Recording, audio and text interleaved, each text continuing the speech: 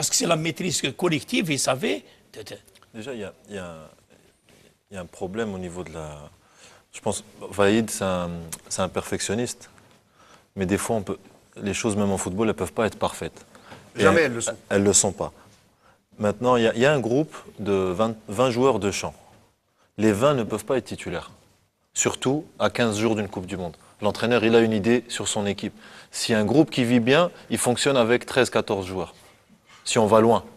Donc tout le monde ne peut pas jouer. Sur les 23, en fait, il n'y en a que 14 ou 15 qui sont concernés par le une concurrence, même dans une concurrence saine, tout le monde ne peut pas penser être titulaire la veille de la Belgique.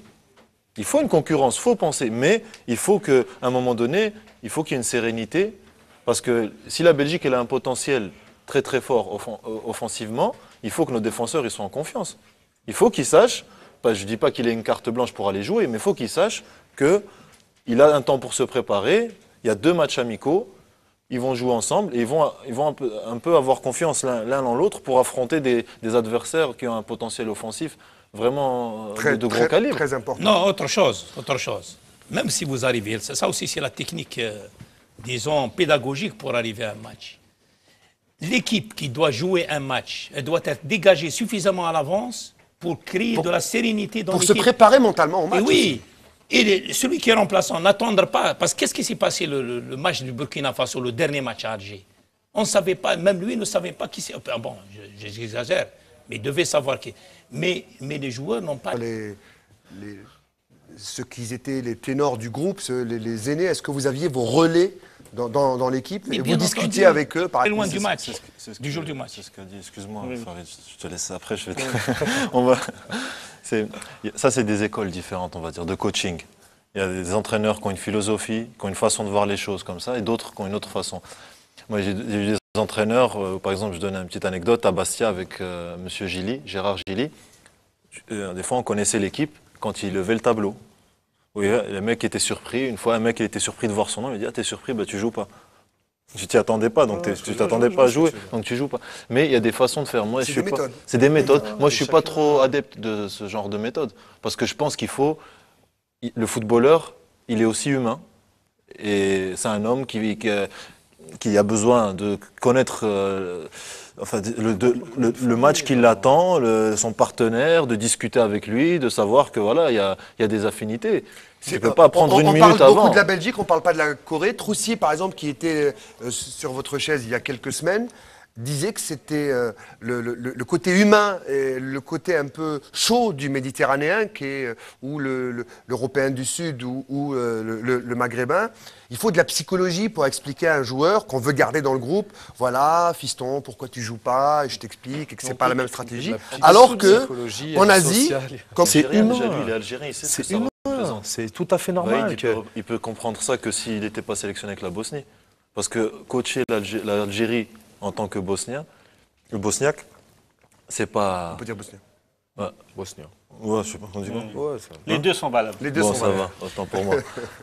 Non, je disais, il peut pas comprendre ça.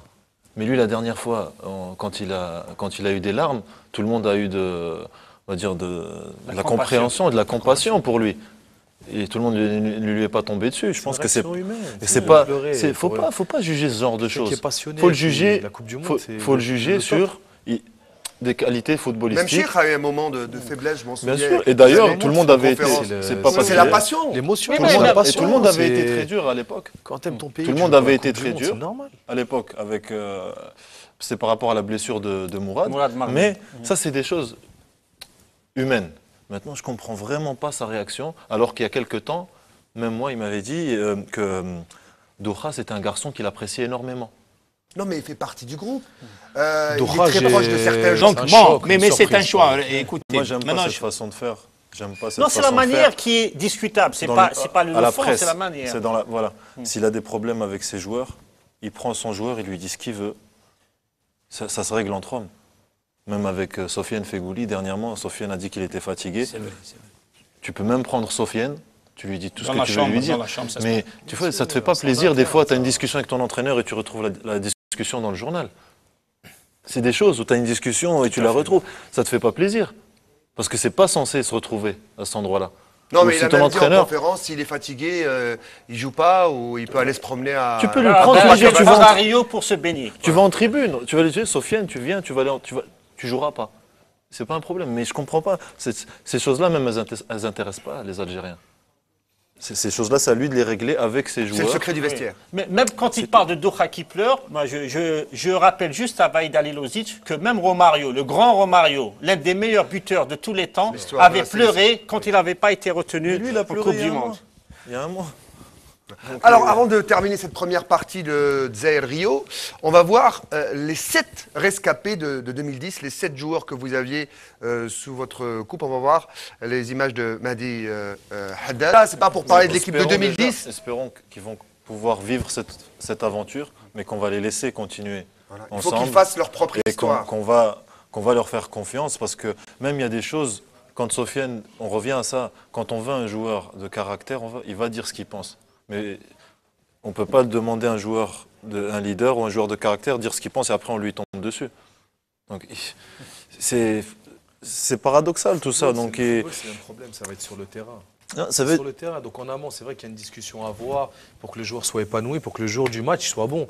Le seul résultat, c'est ça, c'est les 3 points et la prestation du match. Surtout c'est tout. quand la Mais mentalité du avant joueur ces elle est 3 propre. points, il y a un travail à faire. Donc Quand une la discussion, mentalité une du joueur, elle est communication et la clean. confiance que peut avoir le joueur avec le sélectionneur. Quand vous savez quand vous savez un joueur que sa mentalité elle est propre, c'est un travailleur, c'est pas un fainéant.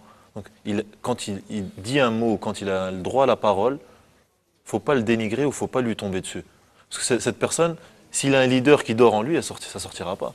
Et puis un grand joueur, c'est souvent un gros caractère. On ne pourra jamais fermer la bouche à Zlatan. C'est une grande Non, gueule, bien comme on sûr. dit. Mais après, il y a Aucun entraîneur ne peut se passer de lui. Là, je Donc, Ce qui est rapidement, malheureux, parce qu'on arrive à la juste fin de la première partie. C'est qu'il fait du bon travail. L'équipe elle pratique un beau football. Il y a des choses qu'il fait vraiment très très bien. Mais sa communication et certaines gestions humaines, elles sont vraiment... Elles nous emmènent à nous poser des grosses questions. C'est son caractère hein, qui étouffe un petit peu certains joueurs qui ont besoin de s'exprimer. Voilà, on arrive à la fin de cette première partie consacrée à la Roumanie en Suisse. C'était pas à Genève, à Sion, à quelques kilomètres, le stade du Tourbillon. Oui. C'est ça, à cause du château du Tourbillon qui surplombe justement ce stade où l'Algérie a rencontré l'Arménie. Beau match, début, mais une autre équipe. Alors, il fallait tester. Est-ce que c'était le pot d'adieu pour Guediola? Certainement. On va regarder le débrief d'Algérie.